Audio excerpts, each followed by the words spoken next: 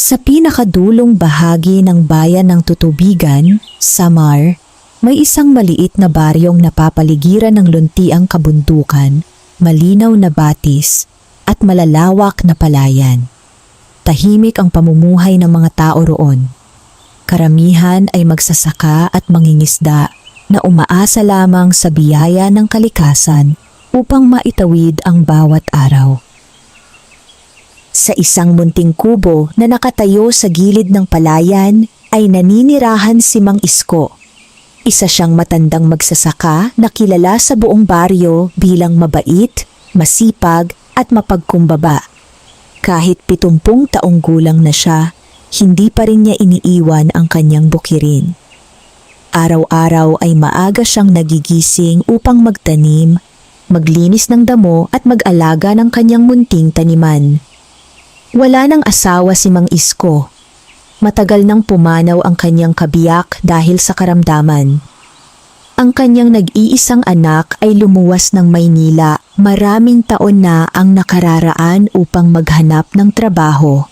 Sa paglipas ng panahon ay unti-unti itong nawalan ng komunikasyon sa kanya. Hindi na alam ni Mang Isko kung buhay pa ba ang kanyang anak o mayroon na itong sariling pamilya. Ngunit sa kabila ng lungkot na iyon, hindi siya nagtanim ng galit. Araw-araw ay ipinagdarasal niya ang kaligtasan ng kanyang anak habang tahimik niyang tinatanggap ang kanyang kapalaran. Ang maliit niyang lupain ay sapat lamang upang makaani ng kaunting palay at gulay. May tanim siyang kamatis, talong, sitaw, sili at iba't ibang halamang pampalasa. Pinakamahal niya sa lahat ang isang maliit na taniman ng tanglad na nakapwesto sa likod ng kanyang kubo. Ayon sa kanya, ang tanglad ang pinakamabango sa lahat ng halamang kanyang itinanim. Ginagamit niya ito sa pagluluto, paggawa ng tsa at minsan ay ipinagbibili sa palengke kapag may sobrang ani. Ngunit nitong mga nakaraang buwan ay halos wala nang bumibili. Dumami ang nagtatanim ng tanglad sa karatig bayan kaya bumaba ang presyo nito. Minsan ay umuuwi si Mang Isko mula sa palengke na halos wala man lamang kinita. Sa kabila nito ay hindi siya nawalan ng pag-asa. Habang may lupa at lakas pa akong magtrabaho, hindi ako susuko. Lagi niyang sinasabi sa sarili. Isang umaga habang nagdidilig siya ng kanyang taniman, napansin niyang tila nanunuyo ang ilan sa mga halaman. Matagal nang hindi umuulan, kaya unti-unting natutuyo ang lupa. Naglakad siya papunta sa batis upang magsalok ng tubig. 3 ulit siyang nagbalik-balik bago niya nadiligan ang lahat ng halaman. Pagdating ng gabi ay ramdam na ramdam niya ang pagod. Umupo siya sa lumang silyang kawayan sa harap ng kanyang kubo habang pinagmamasdan ang paglubog ng araw sa likod ng kabundukan. Napangiti pa rin siya. Para kay Mang Isko, sapat nang makita ang gintong liwanag ng dapit hapon upang makalimutan ang hirap ng buong maghapon. Kinabukasan ay nagtungo siya sa palengke, dala ang isang maliit na basket ng tanglad. Maraming tao ang nagtitinda ngunit kakaunti ang bumibili. May ilang lumapit upang magtanong ng presyo, ngunit agad ding umaalis nang makakita ng mas murang paninda. Halos magtatanghali na, ngunit iilan pa lamang ang nabebenta niya. Habang nakaupo siya sa isang sulok ng palengke, ay may isang matandang babaeng nakasuot ng lumang damit ang dahan-dahang lumapit. Halata sa mukha nito ang matinding pagod. "Nay, gusto po ba ninyong bumili?" Magalang na tanong ni Mang Isko. Umiling ang matanda. "Wala akong pera." Ngumiti lamang si Mang Isko. "Kung ganoon, kumuha na lamang kayo." Nagulat ang babae. "Hindi ba malulugi ka?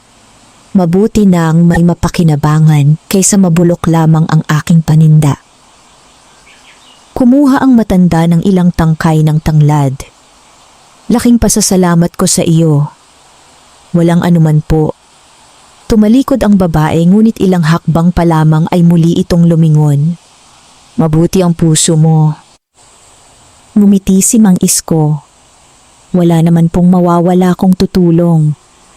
Tumango ang matanda bago tuluyang naglaho sa gitna ng maraming tao. Hindi na ito muling nakita ni Mang Isko. Pag-uwi niya sa bahay ay napansin niyang mas malamig ang simoy ng hangin kaysa karaniwan. Habang inaayos niya ang kanyang mga kagamitan ay may naamoy siyang kakaibang halimuyak. Hindi iyon karaniwang amoy ng tanglad, mas mabango, mas sariwa. Parang pinagsamang samyo ng bagong ulan at namumulaklak na halaman. Sinundan niya ang amoy hanggang makarating sa likod ng kanyang kubo. Doon niya nakita ang kanyang taniman. Lahat ng tanglad ay tila mas luntian kaysa dati, ngunit may isang halaman na lubhang naiiba. Mas mataas ito kaysa sa iba. Ang mga dahon nito ay kumikislap kapag tinatamaan ng liwanag ng buwan. Hindi makapaniwala si Mang Isko. Kanina lamang ay wala ang halamang iyon. Lumapit siya upang tingnan. Habang hinahawakan niya ang mga dahon nito ay naramdaman niyang tila nawawala ang pagod sa kanyang buong katawan. Ang pananakit ng kanyang likod ay unti-unting nawala. Maging ang kanyang mga kamay na dati nanginginig ay muling lumakas. Napaatras siya sa labis na pagtataka. Hindi niya maipaliwanag ang nangyayari. Maingat niyang diniligan ang kakaibang tanglad at saka bumalik sa loob ng kanyang kubo. Buong gabi ay hindi siya nakatulog. Paulit-ulit niyang iniisip kung saan nanggaling ang kakaibang halaman. Pagsikat ng araw ay agad siyang lumabas. Lalong lumaki ang mahiwagang tanglad. Mas matingkad ang kulay nito. Mas mabango ang halimuyak. May mga paru-parong paikot-ikot dito kahit wala namang ibang bulaklak sa paligid. Habang pinagmamasdan niya ito ay may dumating na isang batang lalaki mula sa baryo. Mang Isko, "Lito, bakit naparito ka?" "Nakisuyo po si nanay." "Inuutusan ka ba niya?" "Opo, may sakit po kasi ang bunso kong kapatid. Mataas ang lagnat niya. Baka pwede raw pong makahingi ng kaunting tanglad." Hindi nagatubili si Mang Isko. Pinutol niya ang ilang tangkay mula sa karaniwang tanim. Ngunit bago niya maibigay ay tila may kung anong nagtulak sa kanyang isip. Tumingin siya sa mahiwagang tanglad. Maingat siyang pumutol ng isang dahon mula rito. Isinama niya iyon sa ibinigay kay Lito. "Ipakulo ninyo kasama ng ibang tanglad." "Opo, maraming salamat po." Masayang umuwi ang bata. Hindi alam ni Mang Isko na iyon na pala ang simula ng isang pambihirang hiwaga na magpapabago hindi lamang sa kanyang buhay kundi sa buong bayan ng Tutubigan. Maagang maaga pa lamang ay nagising na si Mang Isko. Hindi pa sumisikat ang araw ngunit nakaugalianan niyang bumangon bago pa man tumilaok ang mga manok. Tahimik niyang binuksan ang bintana ng kanyang kubo at sinalubong siya ng malamig na simoy ng hangin mula sa kabundukan. Ang una niyang ginawa ay puntahan ang taniman ng tanglad sa likod ng bahay. Nang makita niya ang mahiwagang halaman ay muli siyang natigilan. Mas mataas na naman ito kaysa noong nakaraang araw. Ang mga dahon nito ay makapal, makintab, at tila may sariling liwanag habang tinatamaan ng unang sinag ng umaga. Lalong tumindi ang kakaibang halimuyak nito. Hindi lamang ito mabango. Tila nagbibigay ito ng kakaibang ginhawa sa sino mang lumalapit. Napaluhod si Mang Isko sa tabi ng halaman. Hindi niya alam kung ano ang pinagmulan nito. Ngunit dama niyang hindi ito ordinaryong tanim. Tahimik siyang nagpasalamat sa may kapal at ipinanalangin na sana ay gamitin lamang niya ang anumang biyayang dala nito sa kabutihan ng kapwa. Habang nagdidilig siya ng ibang halaman, ay napansin niyang tila mas mabilis ding sumigla ang mga gulay na katabi ng mahiwagang tanglad. Ang mga dating nalalantang dahon ng kamatis ay naging luntian. Ang mga sili ay nagsimulang mamunga ng mas marami. Kahit ang mga talong na halos mamatay na sa tagtuyot ay muling nabuhay. Hindi niya ito maipaliwanag. Bandang tanghali ay may narinig siyang mga yabag sa labas ng kanyang bakuran. Nang lumabas siya ay nakita niya si Lito kasama ang kanyang ina. Agad na lumapit ang mag-ina kay Mang Isko. "Mang Isko," masayang tawag ng babae. Ngumiti ang matanda. "Kumusta ang bunso mo?" Hindi napigilan ng babae ang mapaluha. Magdamag po siyang nilalagnat. "Pagkatapos naming ipainom ang pinakuluang tanglad na ibinigay ninyo, unti-unti pong bumaba ang kanyang lagnat. Kaninang madaling araw ay nakabangon na siya at humingi pa ng pagkain." Nabigla si Mang Isko. "Totoo ba?" "Opo, kaya naparito kami upang magpasalamat." Lumabas mula sa likuran ng babae ang isang maliit na bata. Nakangiti ito at tila wala ng bakas ng pagkakasakit. Lumapit ang bata at niyakap si Mang Isko. "Salamat po," naluha ang matanda. "Hindi ako ang dapat ninyong pasalamatan. Ang Diyos ang tunay na tumulong sa inyo." Nag-abot ang babae ng ilang itlog bilang pasasalamat, ngunit magalang itong tinanggihan ni Mang Isko. "Hindi ko kailangan ng kapalit. Ang mahalaga ay magaling na ang inyong anak." Mas lalo pang humanga ang mag-ina sa kanyang kabutihan. Pagkaalis nila ay napaisip si Mang Isko. Hindi kaya ang dahon ng mahiwagang tanglad ang naging dahilan ng mabilis na paggaling ng bata? Hindi niya nais agad maniwala sa ganoong palaisipan. Marahil ay nagkataon lamang. Ngunit habang lumilipas ang mga araw ay sunod-sunod ang mga kakaibang pangyayari. Isang matandang magsasaka ang dumalaw upang humingi ng kaunting tanglad para sa kanyang asawa na matagal nang inuubo. Muli ay nagsama si Mang Isko ng isang maliit na piraso mula sa mahiwagang tanglad. Pagkaraan ng 2 araw ay bumalik ang magsasaka. "Mang Isko, halos nawala na ang matinding ubo ng asawa ko. Ilang buwan na siyang hindi makatulog sa gabi, pero ngayon ay mahimbing na ang kanyang pahinga." Makalipas pa ang ilang araw ay may isa na namang kapitbahay ang nagsabing, mabilis na gumaling ang pananakit ng tiyan ng kanyang anak matapos uminom ng tsaa mula sa tanglad na ibinigay ni Mang Isko. Unti-unting kumalat ang balita sa buong baryo. Marami ang nagsimulang bumisita sa kanyang kubo. Hindi siya naniningil ng bayad. Nagbibigay lamang siya ng kaunting tanglad sa sinumang tunay na nangangailangan. Kapalit nito ay taos-puso lamang niyang hinihiling na gamitin nila ito ng may pananampalataya at pasasalamat. Dahil dito ay lalo siyang iginalang ng mga tao, ngunit hindi lahat ay natuwa. Sa kabilang bahagi ng baryo ay may isang mayamang negosyante na nagngangalang Don Rufino. Siya ang pinakamalaking nagtitinda ng mga halamang gamot sa buong bayan. Sanay siyang sa kanyang tindahan pumupunta ang lahat ng nangangailangan ng halamang panggamot. Nang marinig niya ang tungkol sa mahiwagang tanglad ni Mang Isko ay hindi siya naniwala.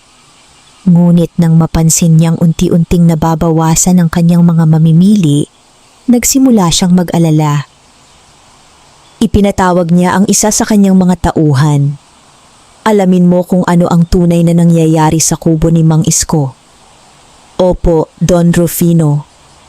Habang papalayo ang tauhan ay napatingin ang mayamang lalaki sa kanyang malawak na bukirin. Hindi niya gusto ang isipang may isang simpleng magsasaka na higit pang pinupuntahan ng mga tao kaysa sa kanya. Samantala, walang kamalay-malay si Mang Isko sa unti-unting pagbuo ng inggit sa puso ng mayamang negosyante. Patuloy lamang niyang inalagaan ang mahiwagang tanglad. Isang gabi, habang dinidiligan niya ito sa ilalim ng maliwanag na buwan, may napansin siyang kakaiba. Sa paanan ng halaman ay may sumibol na 3 bagong usbong. Hindi pangkaraniwang usbong ang mga ito. Bawat isa ay may matingkad na lunti ang kulay at naglalabas ng banayad na liwanag. Napangiti si Mang Isko. Pakiramdam niya ay may mas malaki pang hiwagang naghihintay na matuklasan. Ngunit kasabay ng paglago ng mahiwagang tanglad, ay unti-unti ring lumalapit ang panganib na magbabago sa tahimik niyang pamumuhay. Mula nang kumalat sa buong bayan ng tutubigan ang balita tungkol sa mabilis na paggaling ng ilang may sakit, halos araw-araw nang may mga taong dumadalaw sa kubo ni Mang Isko. May mga inang may kargang anak na nilalagnat, matatandang hirap maglakad dahil sa pananakit ng mga kasukasuan, at mga magsasakang nanghihina dahil sa matinding pagod sa bukid. Hindi kailanman tumanggi si Mang Isko sa sino mang tunay na nangangailangan. Sa bawat humihingi ng tanglad, maingat niyang pinipitas ang mga karaniwang tanim. Tanging kapag naramdaman niyang lubhang nangangailangan ng isang tao, saka lamang siya kumukuha ng maliit na dahon mula sa mahiwagang tanglad. Hindi niya ito ginagawa ng padalos-dalos sapagkat pakiramdam niya ay may kakaibang kabanalan ang halaman. Palagi niyang ipinapaalala sa mga tao na huwag umasa lamang sa tanglad. Ang tunay na nagpapagaling ay ang Diyos. Ang halamang ito ay isa lamang biyayang ipinagkatiwala sa atin, malumanay niyang sinasabi. Lalong iginalang ng mga taga-baryo ang kanyang kababaang loob. May ilan na nag-aalok ng salapi bilang kapalit ng tanglad, ngunit hindi niya ito tinatanggap. Kung may mag-abot man ng bigas, gulay o isda bilang pasasalamat, tinatanggap niya lamang iyon upang hindi mapahiya ang nagbigay. Dahil dito, hindi man siya yumaman, hindi na rin siya nagugutom. Samantala, sa malaking bahay ni Don Rufino, lalong tumitindi ang pagkainip ng mayamang negosyante. Halos araw-araw ay kakaunti na lamang ang bumibili sa kanyang tindahan ng mga halamang gamot. Ang mga dating suki niya ay mas pinipiling dumaan sa kubo ni Mang Isko. Galit na ipinukol ni Don Rufino ang tasa ng kape sa sahig. Isang matandang magsasaka lang siya. Paano niya nagawang maagaw ang tiwala ng buong bayan? Tahimik lamang ang kanyang mga tauhan. Wala ba kayong nalaman? Lumapit ang isa sa kanila. Don Rufino, ilang araw naming minatyagan ang kubo ni Mang Isko. May isang tanglad po siyang kakaiba sa lahat. Hindi namin ito malapitan dahil lagi niya itong binabantayan. Naningkit ang mga mata ni Don Rufino. Iyon ang gusto kong makita. Kinagabihan, habang payapa ang buong baryo, dahan-dahang lumapit ang dalawang tauhan ni Don Rufino sa likod ng kubo ni Mang Isko. Nagtago sila sa likod ng mga puno. Mula roon ay nasilayan nila ang mahiwagang tanglad. Pareho silang napasinghap. Ang halaman ay tila kumikislap sa ilalim ng liwanag ng buwan. Ang paligid nito ay nababalot ng malamig na simoy ng hangin at ang mabangong halimuyak ay umaabot hanggang sa kanilang pinagtataguan. Ganito pala ang sinasabi ng mga tao, bulong ng isa. Kapag nakuha natin iyan, siguradong yayaman si Don Rufino. Naghanda silang lumapit. Ngunit bago pa sila makakilos, biglang umihip ang malakas na hangin. Kumaluskos ang mga puno at tila nagsabay-sabay ang pag-indayog ng mga dahon. Nagkatinginan ang dalawang lalaki.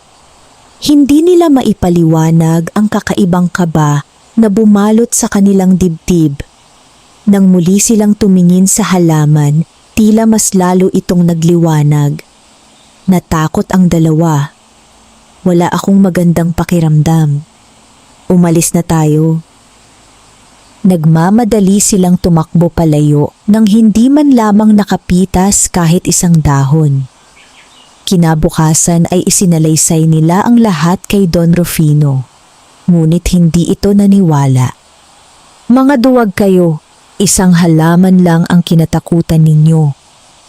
Nagpasya siya mismo ang kikilos. Samantala, napansin ni Mang Isko na tila may mga bakas ng paa malapit sa kanyang taniman. Hindi iyon kanya, hindi rin iyon kay Lito o sa mga kapitbahay niyang madalas bumisita. Tahimik niyang sinuri ang paligid. May mga damong natapakan at bahagyang naputol. Napabuntong hininga siya. Mukhang may nagtangkang pumasok kagabi. Sa halip na magalit, nanalangin siya. Huwag sana silang matangay ng kasakiman. Mula noon ay mas naging maingat siya sa pag-aalaga ng mahiwagang tanglad. Hindi niya ito itinago dahil naniniwala siyang ang biyaya ay hindi dapat ikubli. Ngunit hindi rin niya hinayaang basta na lamang ito mapahamak. Lumipas ang ilang araw.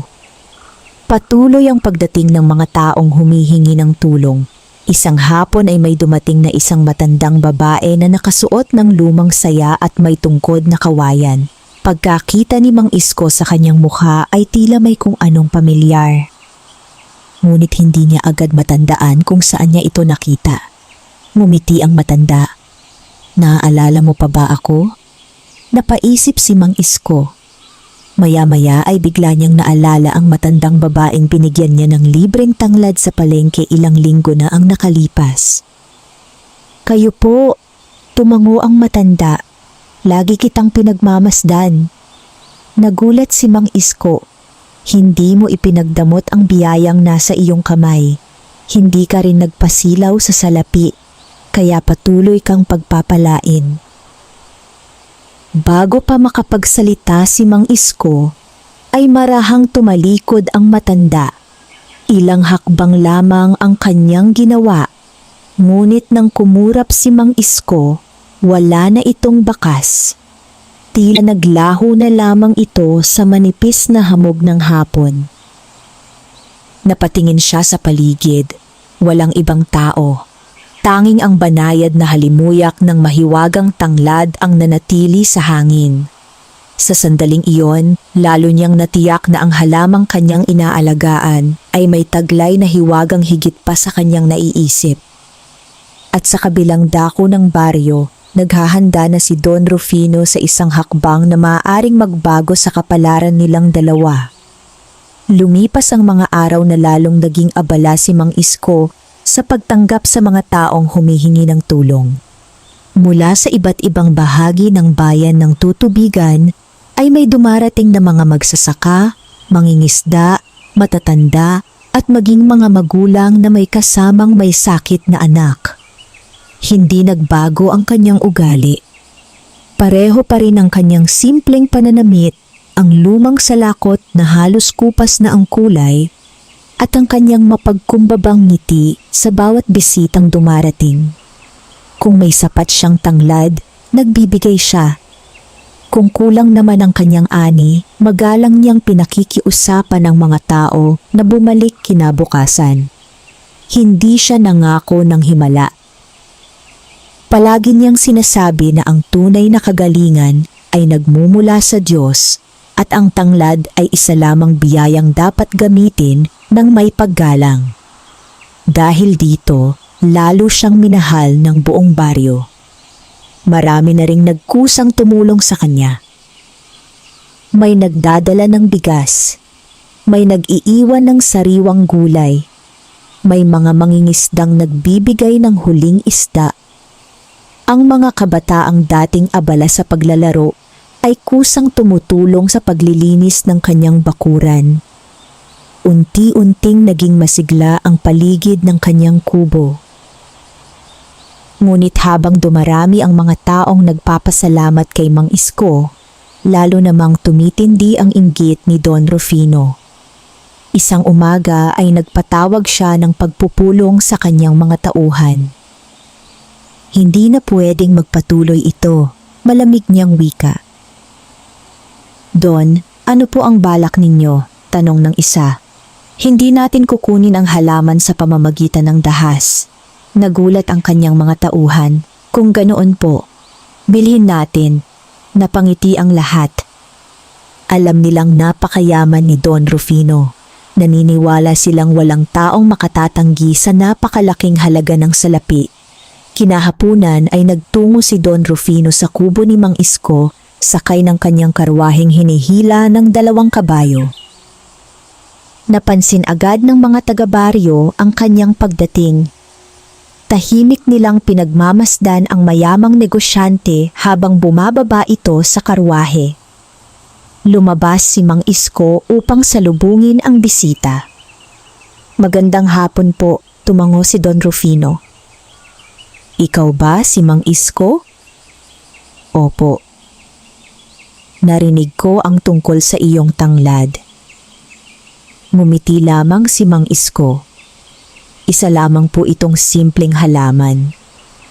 "Alam kong hindi." Saglit na natahimik ang dalawa.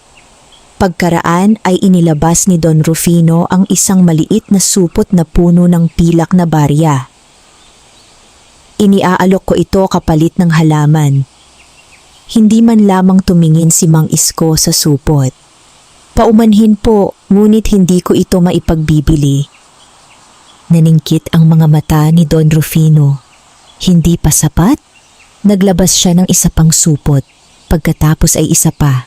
3 supot ng pilak ang nakapatong sa lumang mesa ni Mang Isko. "Hindi ka na maghihirap habang buhay." Tahimik na ngumiti ang matanda. "Kung salapi lamang ang hangad ko, noon ko pa sana ipinagbili ang tanglad." "Bakit mo tinatanggihan?" "Dahil hindi akin ang biyayang ito." Napakunot noo si Don Rufino. "Ano ang ibig mong sabihin?" "Kung ipinagkatiwala ito sa akin upang makatulong sa kapwa, wala akong karapatang ipagbili." Hindi inaasahan ni Don Rufino ang sagot. Sa buong buhay niya, halos lahat ng gusto niya ay nabibili ng pera. Ngunit ngayon ay may isang matandang magsasaka na hindi man lamang natinag. Lumalim ang kanyang paghinga. Huling alok. Inilabas niya ang isang kasulatan. "Ililipat ko sa iyo ang 5 ektaryang bukirin. Isasama ko pa ang 2 kalabaw at isang bagong bahay." Tahimik pa ring nakangiti si Mang Isko. "Hindi po." "Bakit?" "Dahil ang tunay na kayamanan ay hindi nasusukat sa lawak ng lupa o dami ng salapi." Unti-unting namula sa galit ang mukha ni Don Rufino. Hindi na siya nagsalita. Mabilis siyang tumalikod at sumakay sa kanyang karwahe. Habang papalayo siya ay mahigpit niyang nakakuyom ang kanyang kamao. Hindi matatapos ito, bulong niya sa sarili. Pagkaalis ng mayamang negosyante ay napalapit ang ilang kapitbahay. "Mang Isko, bakit hindi ninyo tinanggap? Kung ako ang nasa kalagayan ninyo, matagal na akong pumayag." Ngumiti lamang ang matanda. "Kapag ipinagbili ko ang halamang ito para sa sarili kong kapakinabangan, mawawala ang dahilan kung bakit ito ipinagkaloob sa akin." Tahimik ang lahat, napayuko sila sa hiya. Naunawaan nilang ang kabutihan ni Mang Isko ay higit pa sa anumang kayamanan. Kinagabihan, habang dinidiligan niya ang mahiwagang tanglad, napansin niyang muli itong nagbago. Sa gitna ng halaman ay umusbong ang isang bagong tangkay. Hindi ito tulad ng iba. Sa dulo nito ay may maliit na butil na kulay gintong berde na tila kumikislap sa ilalim ng liwanag ng buwan. Habang pinagmamasdan niya ito ay muling umihip ang malamig na hangin. Kasabay nito ay isang mahinang tinig ang tila dumaan sa kanyang isipan. "Huwag mong ipagpalit ang biyaya sa kasakiman." Napalingon si Mang Isko, walang tao sa paligid. Ngunit dama niyang may isang hindi nakikitang lakas na patuloy na gumagabay sa kanya. Samantala, sa malaking bahay ni Don Rufino, isang masamang balak ang unti-unti nang nabubuo. Hindi na niya nais bilhin ang mahiwagang tanglad. Ang nais niya ngayon ay angkinin ito sa anumang paraan. Mula nang tanggihan ni Mang Isko ang napakalaking alok ni Don Rufino, Naging usap-usapan iyon sa buong bayan ng Tutubigan. Marami ang humanga sa katapatan ng matandang magsasaka. Para sa kanila, bihira na ang taong kayang talikuran ang malaking kayamanan alang-alang sa kabutihan ng kapwa. Ngunit sa kabilang panig ng bayan, hindi matahimik si Don Rufino. Paulit-ulit niyang naaalala ang mahinahong pagtanggi ni Mang Isko. Sa bawat sandaling iyon ay lalo lamang lumalalim ang kanyang inggit. Kung hindi niya ibibigay sa akin ang halaman, ako mismo ang kukuha nito. Mariin niyang sabi sa kanyang sarili.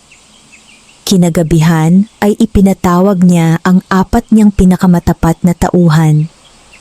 Pagpasok ng mga ito sa kanyang silid, ay agad niyang isinara ang pinto. Ngayong gabi, pupunta kayo sa kubo ni Mang Isko. Tahimik na nakinig ang 4. Hukayin ninyo ang mahiwagang tanglad at dalhin dito. Siguraduhin ninyong walang makakaalam. Nagkatinginan ang mga tauhan. Don, paano kung mahuli kami? Hindi kayo mahuhuli at kapag nagtagumpay kayo, bibigyan ko ang bawat isa ng malaking gantimpala. Dahil sa pangako ng salapi, pumayag ang 4. Pagsapit ng hating gabi ay tahimik silang nagtungo sa kubo ni Mang Isko. Madilim ang paligid. Tanging liwanag ng buwan ang nagbibigay ng bahagyang tanglaw sa kanilang dinaraanan. Dahan-dahan silang lumapit sa likod ng kubo. Mula sa malayo ay nakita nila ang mahiwagang tanglad. Tulad ng dati, banayad itong nagliliwanag. Lalong tumindi ang halimuyak nito habang sila ay papalapit. Isa sa mga tauhan ang humawak sa pala. Bilisan natin. Ibaon pa lamang niya ang pala sa lupa ay biglang lumakas ang ihip ng hangin. Nagsimulang umugong ang mga puno. Ang mga dahon ng tanglad ay sabay-sabay na yumuko at muling tumayo na tila sumasabay sa ihip ng hangin. Nang muli nilang subukang maghukay, biglang nabali ang hawakan ng pala. Nagulat silang lahat. Kumuha ang isa pa ng isa pang pala. Ngunit pagbaon nito sa lupa ay tila tumigas ang paligid ng halaman na parang bato. Hindi man lamang makapasok ang talim. Nagkatinginan silang 4. Wala namang batong nakabaon dito. Habang nagtataka sila ay biglang kumalat ang napakabangong halimuyak ng tanglad. Unti-unti nilang naramdaman ang matinding antok. Isa-isa silang napaupo sa lupa. Hindi nagtagal ay nakatulog silang lahat sa tabi mismo ng halaman. Pagsikat ng araw ay nagising si Mang Isko upang magdilig ng kanyang mga tanim. Labis ang kanyang pagtataka nang makita ang 4 na lalaki na mahimbing na natutulog sa kanyang bakuran. Katabi nila ang mga pala at mga sako. Hindi na niya kailangang magtanong upang malaman ang kanilang pakay. Ngunit sa halip na magalit, marahan niya silang ginising. Isa-isang nagmulat ng mata ang mga lalaki. Nang makita nila si Mang Isko ay agad silang napayuko sa hiya. Pasensya na po. Hindi po namin alam kung bakit kami nakatulog. Tahimik na ngumiti ang matanda. Hindi ko kayo itatanong kung sino ang nag-utos sa inyo. Lalong yumuko ang 4. Alam kong may mga pamilya rin kayong binubuhay. Napaluha ang isa sa kanila. Hindi po sana namin ito gagawin kung hindi lang dahil sa kahirapan. Pumasok si Mang Isko sa kanyang kubo. Paglabas niya ay may dala siyang pagkain at tubig. Kumain muna kayo. Lalong nahiya ang 4. Hindi nila inaasahang ang taong ninanakawan nila ang siya pang magpapakain sa kanila. Habang kumakain sila ay sinabi ni Mang Isko, ang tao ay maaaring magkamali. Ngunit may pagkakataon pa ring magbago. Hindi napigilan ng isa ang umiyak. Labis po kaming nagsisisi. Kung tunay ang inyong pagsisisi, huwag na ninyong ulitin. Tumango silang lahat. Pagkatapos nilang kumain ay iniwan nila ang mga pala at lumakad pa uwi. Pagdating nila sa bahay ni Don Rufino ay agad silang tinanong, "Nasaan ang halaman?" Tahimik ang 4. Sumagot kayo, isa sa kanila ang lumapit. Hindi namin nagawa. Bakit? Pinatawad pa kami ni Mang Isko kahit alam niyang magnanakaw kami.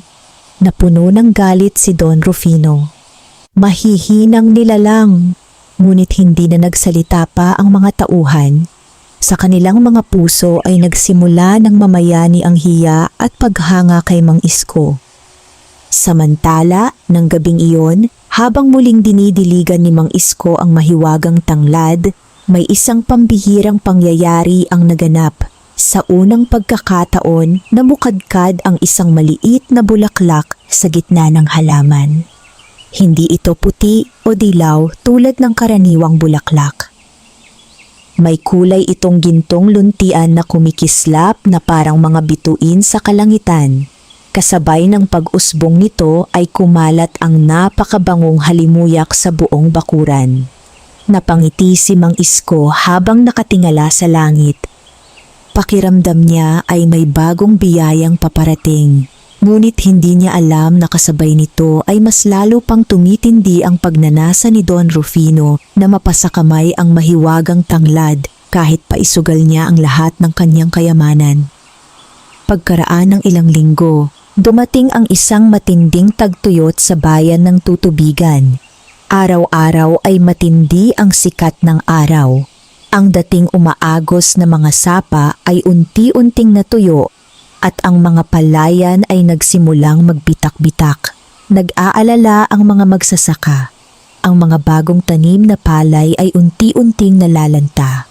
Ang mga gulayan ay natutuyo at maging ang mga punong namumunga ay nagsimulang malagas ang mga dahon. Sa bawat tahanan ay mababanaag ang pangamba. Kung hindi agad uulan, tiyak na magkakaroon ng kakulangan sa pagkain ng buong bayan. Si Mang Isko ay hindi rin nakaligtas sa pagsubok. Halos araw-araw siyang nagsasalok ng tubig mula sa natitirang bahagi ng maliit na batis upang madiligan ang kanyang mga pananim. Kahit matanda na siya, hindi siya nagreklamo. Tahimik lamang niyang ginagawa ang kanyang tungkulin. Ngunit isang bagay ang kanyang napansin. Habang ang lahat ng halaman sa paligid ay unti-unting nalalanta, ang mahiwagang tanglad ay nananatiling luntian at matibay.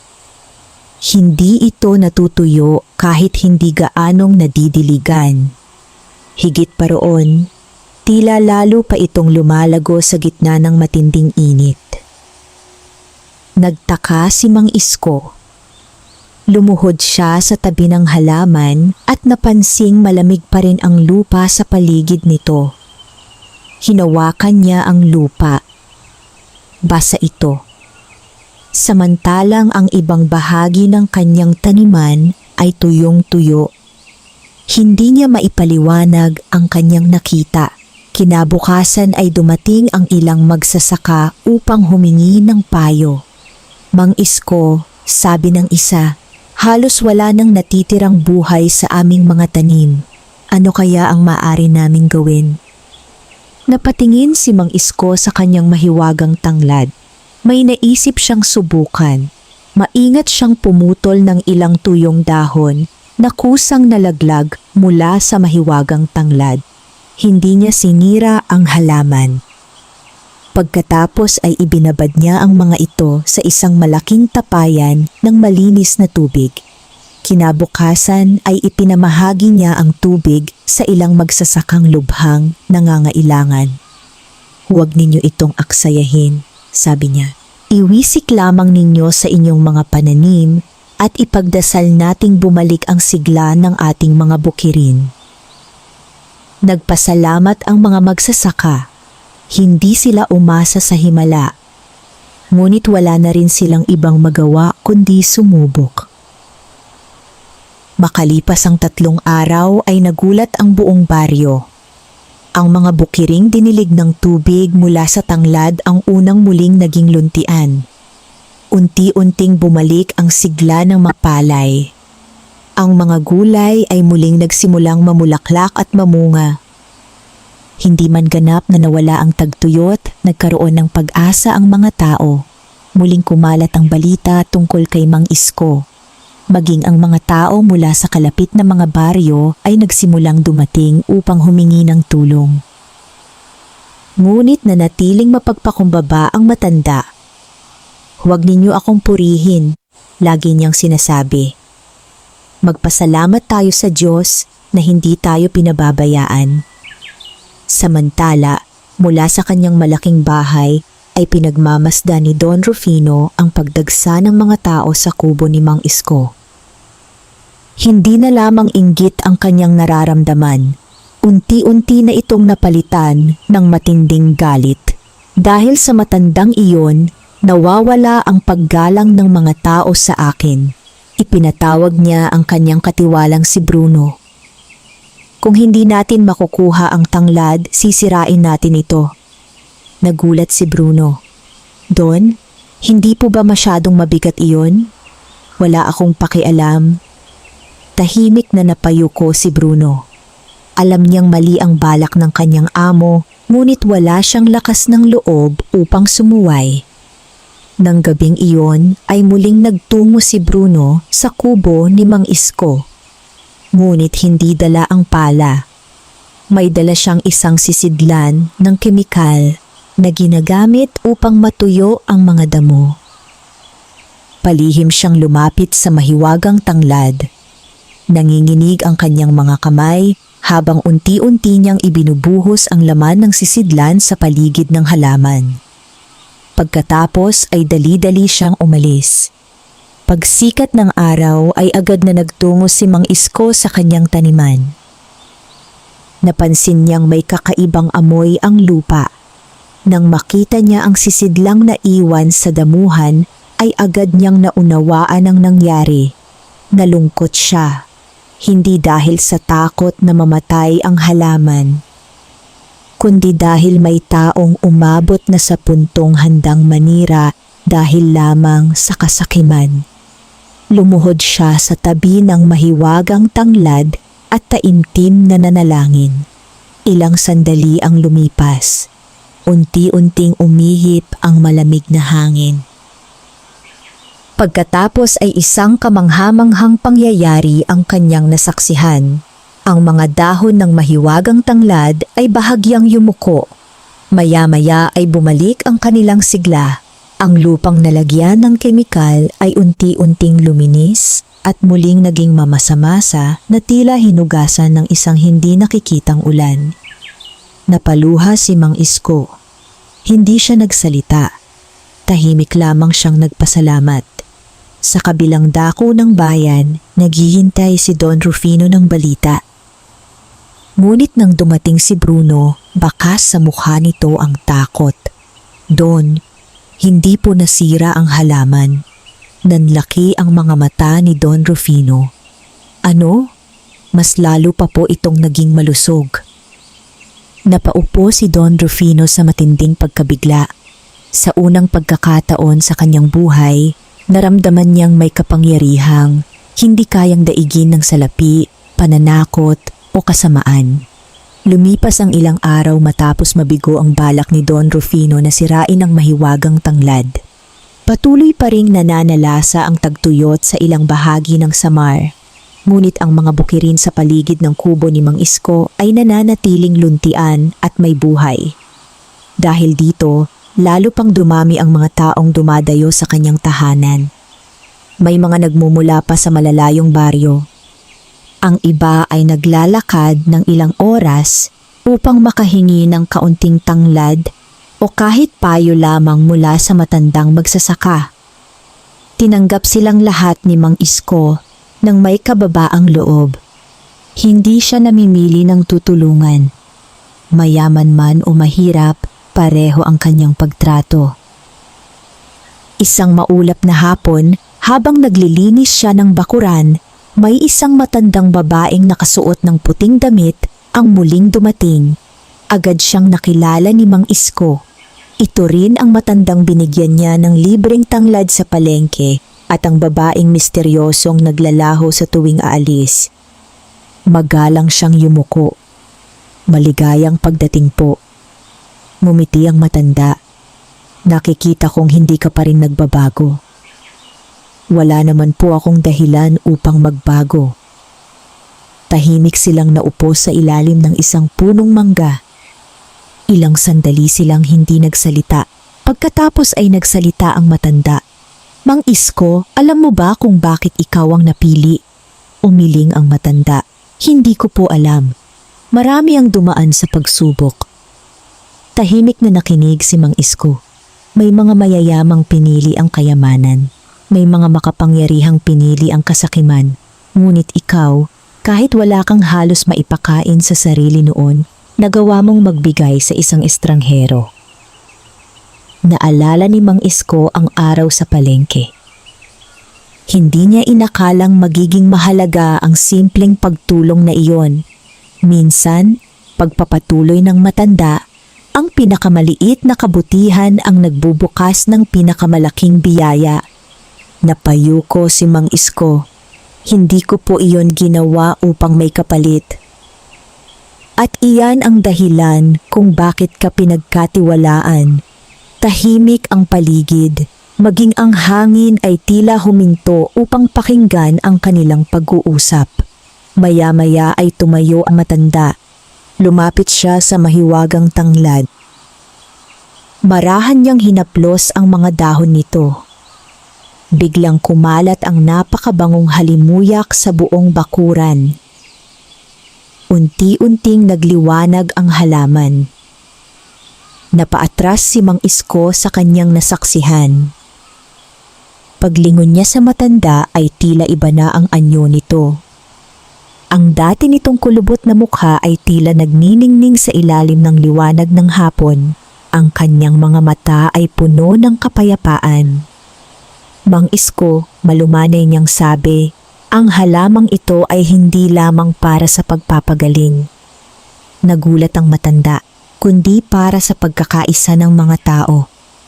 Hindi pa man makapagtanong si Mang Isko ay muli nang bumalik sa dati ang anyo ng matandang babae. Ngumiti ito, malapit nang dumating ang pinakamabigat mong pagsubok. Ano po ang ibig ninyong sabihin? Hindi ang halaman ang nais nakawin ng kasamaan, kundi ang kabutihang nasa puso mo. Hindi na nakapagsalita si Mang Isko. Unti-unting naglakad palayo ang matanda. Ilang hakbang pa lamang ay muli itong naglaho na parang hamog sa hangin. Naiwang mag-isang nakatayo si Mang Isko.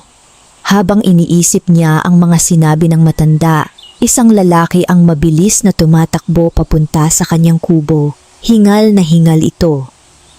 Mang Isko, ano ang nangyari? Nasusunog ang kamalig ni Don Rufino. Hindi nagdalawang isip si Mang Isko. Kahit si Don Rufino ang taong paulit-ulit na nagtangkang kunin at sirain ang kanyang mahiwagang tanglad, agad siyang tumakbo patungo sa malaking bahay. Pagdating niya ay nakita niyang nagkakagulo ang mga tao. Malaki na ang apoy. Ang mga tauhan ni Don Rufino ay walang tigil sa pagsalok ng tubig, ngunit tila lalo lamang lumalaki ang apoy. Nakita ni Mang Isko si Don Rufino na nakaluhod sa harap ng kanyang kamalig. Nanginginig ito sa takot.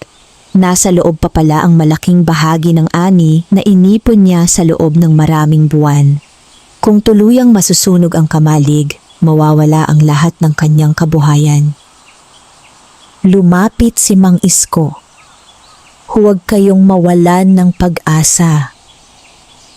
Tumingin si Don Rufino sa kanya. Hindi siya makapagsalita. Hindi niya inaasahang ang taong pinakasinaktan niya ang unang darating upang tumulong. Tinipon ni Mang Isko ang mga taga-baryo. Maayos niyang pinamunuan ang pagbubuhos ng tubig at ang paglilipat ng mga sako ng palay sa ligtas na lugar. Sa tulong ng pagkakaisa ng buong baryo, unti-unting naapula ang apoy.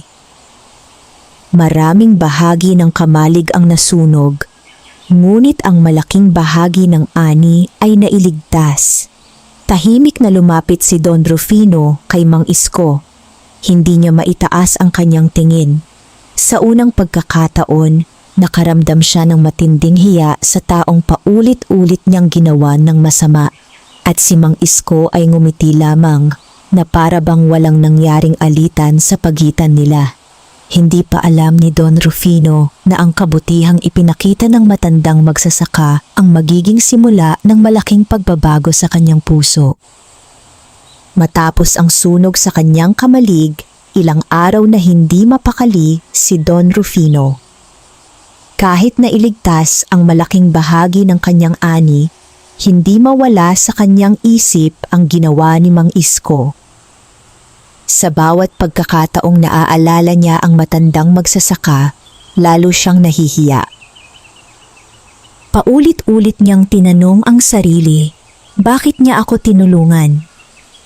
Matapos kong tangkaing nakawin ang kanyang tanglad, matapos kong ipasira ang kanyang taniman, matapos kong gawan siya ng kasamaan, hindi niya mahanap ang sagot. Samantala nanatiling payapa ang pamumuhay ni Mang Isko. Araw-araw ay maaga siyang gumigising upang alagaan ang kanyang mga halaman. Patuloy din siyang nagbibigay ng tanglad sa mga taong nangangailangan. Hindi niya kailanman ikinuwento sa iba ang masasamang ginawa ni Don Rufino. Ayaw niyang magtanim ng galit ang mga tao. Isang umaga ay may dumating na batang umiiyak sa kanyang kubo. Ano ang nangyari, iho? Tanong ni Mang Isko. Si tatay po. Ano ang nangyari sa kanya? Nadulas po siya sa pilapil habang nagtatrabaho. Hindi na po siya makatayo. Hindi na nag-aksaya ng oras si Mang Isko. Kumuha siya ng ilang dahon mula sa karaniwang tanglad at isang maliit na piraso mula sa mahiwagang tanglad. Kasama ang bata ay agad siyang nagtungo sa bahay ng may sakit. Naratnan nilang nakahiga ang ama ng bata. Namamaga ang kanyang binti at halos hindi niya maigalaw ang katawan dahil sa sakit. Maingat na naghanda si Mang Isko ng mainit na tubig na may tanglad. Tinulungan niyang ipainom ito sa lalaki at nilagyan din ng mainit na pomento ang namamagang binti. Pagkatapos ay sinabi niyang magpahinga muna ito ng ilang araw. Makalipas ang ilang panahon ay unti-unting bumuti ang kalagayan ng magsasaka. Nagpasalamat ang buong pamilya kay Mang Isko. Muli na namang kumalat sa bayan ang balita tungkol sa kanyang kabutihan. Ngunit hindi na iyon ikinagulat ng mga taga-tutubigan. Sanay na silang makita si Mang Isko na inuuna ang kapakanan ng iba kaysa sa sarili. Isang hapon ay may karwaheng huminto sa harap ng kanyang kubo. Pagbukas ng pinto ay bumaba si Don Rufino. Wala siyang kasamang tauhan. Wala rin ang kanyang dating mapagmataas na anyo. Tahimik siyang lumapit kay Mang Isko. Maaari ba tayong mag-usap? Tumango ang matanda. Naupo sila sa ilalim ng punong mangga. Matagal na walang nagsalita. Sa wakas ay huminga ng malalim si Don Rufino. Mang Isko, patawarin mo ako. Napatingin si Mang Isko sa kanya. Lahat ng ginawa ko laban sa iyo ay bunga ng aking kasakiman. Hinangad kong angkinin ang halamang hindi naman para sa akin. Pinag-utusan ko ang aking mga tauhan. Tinangka ko pang sirain ang iyong taniman. Tumulo ang luha ni Don Rufino. Ngunit noong nasusunog ang aking kamalig, ikaw pa ang unang tumulong. Tahimik na nakinig si Mang Isko. Pagkaraan ng ilang sandali ay marahan siyang ngumiti. Matagal na kitang pinatawad. Nagulat si Don Rufino. Hindi mo ba ako kinagalitan? Ang galit ay parang apoy. Kapag hinayaan itong manatili sa puso, pareho nitong sinusunog ang nananakit at ang nasasaktan. Napayuko si Don Rufino, hindi niya napigilang umiyak. Sa unang pagkakataon sa kanyang buhay ay naramdaman niya ang tunay na kapayapaan. Bilang tanda ng kanyang pagsisisi, inilabas niya ang isang supot ng salapi. Para sa iyo. Ngunit muli itong tinanggihan ni Mang Isko. Hindi ko kailangan ng salapi. Kung nais mong magbago, gamitin mo ang kayamanan mo upang makatulong sa mga mahihirap. Natahimik si Don Rufino. Tumango siya.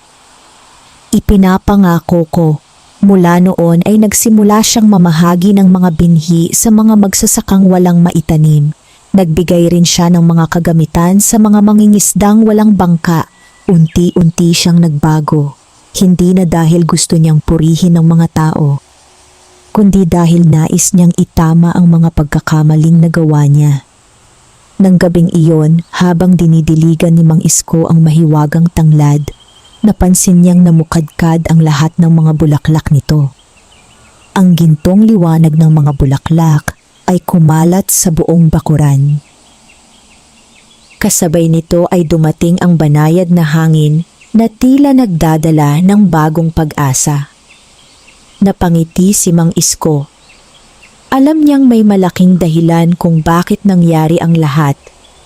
Hindi lamang upang magpagaling ng may sakit, kundi upang pagalingin din ang pusong matagal ng nabalot ng kasakiman. Ngunit hindi pa rito nagtatapos ang hiwaga ng mahiwagang tanglad. May isang mas dakilang himalang naghihintay na magpapabago sa buong bayan ng tutubigan. Pagkaraan ng ilang buwan, unti-unting nagbago ang mukha ng bayan ng tutubigan. Ang dating mga tuyong bukirin ay muli nang naging luntian.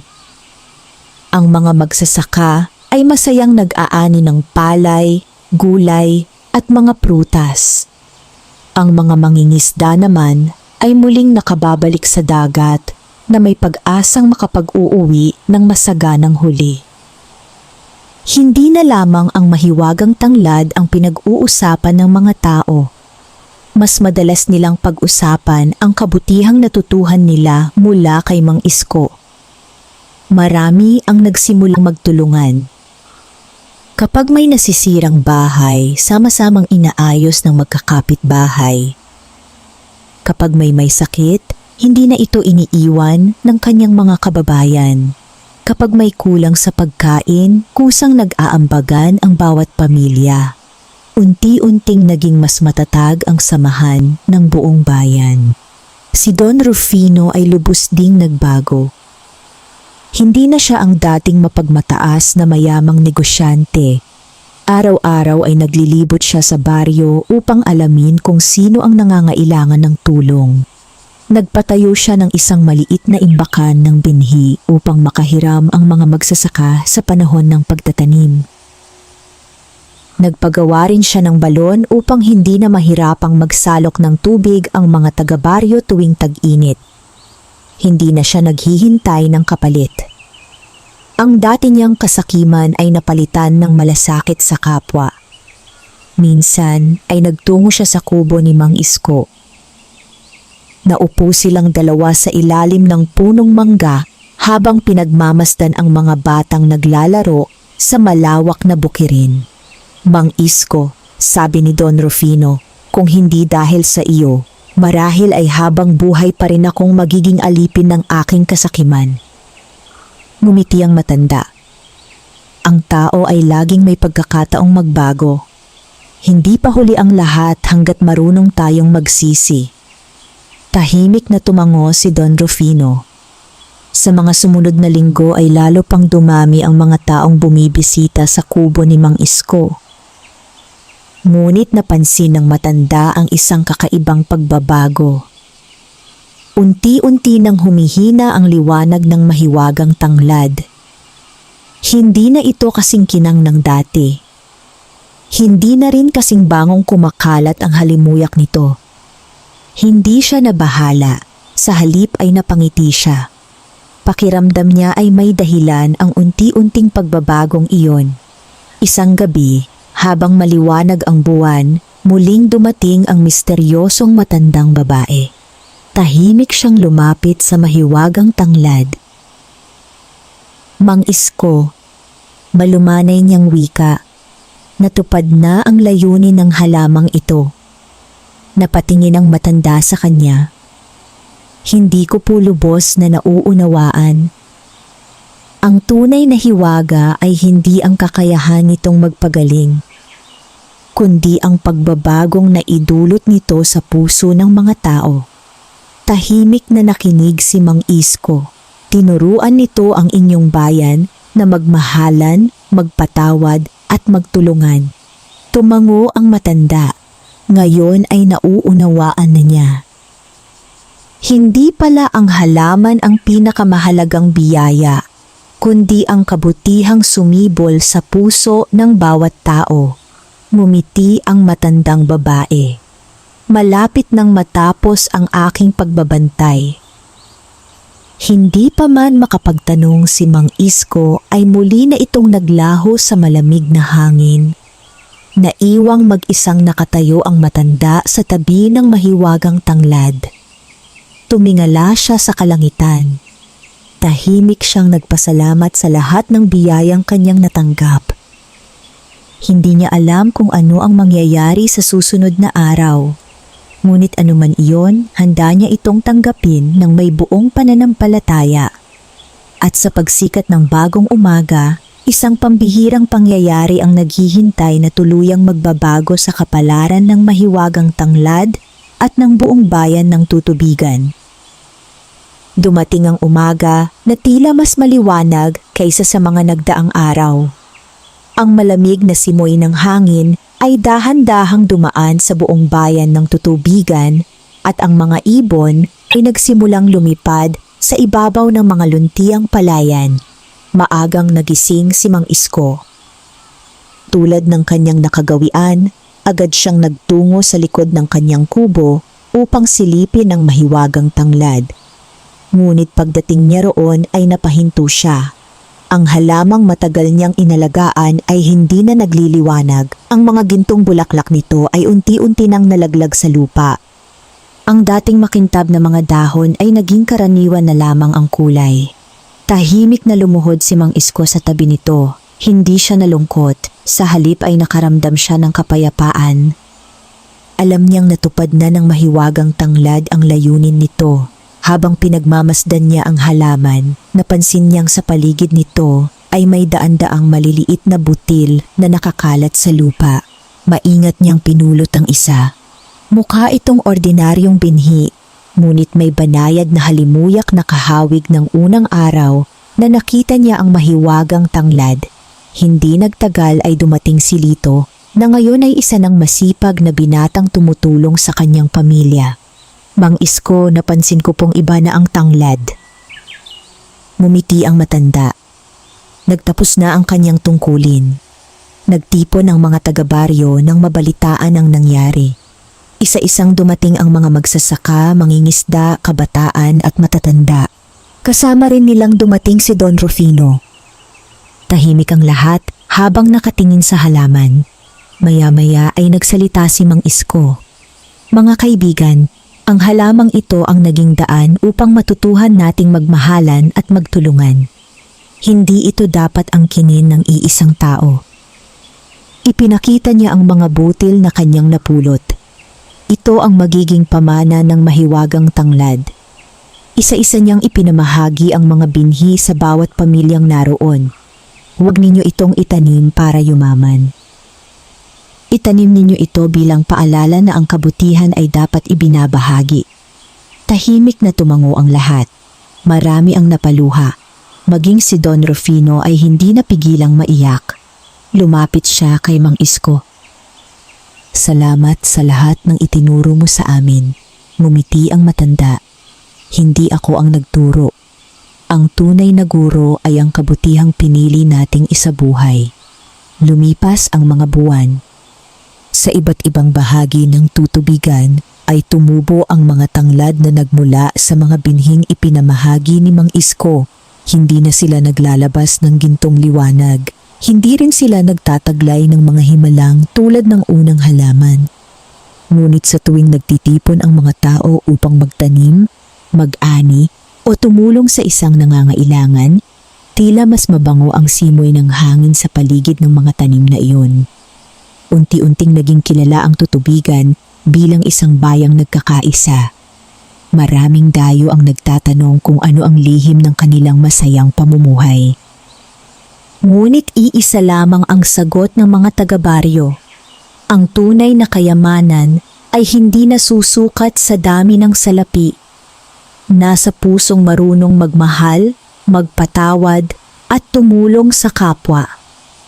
Makalipas ang ilang taon, tahimik na pumanaw si Mang Isko habang nagpapahinga sa kanyang kubo.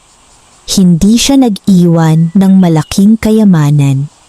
Wala siyang iniwang malawak na lupain o mga kahon ng ginto. Ngunit iniwan niya ang isang pamana na higit na mahalaga.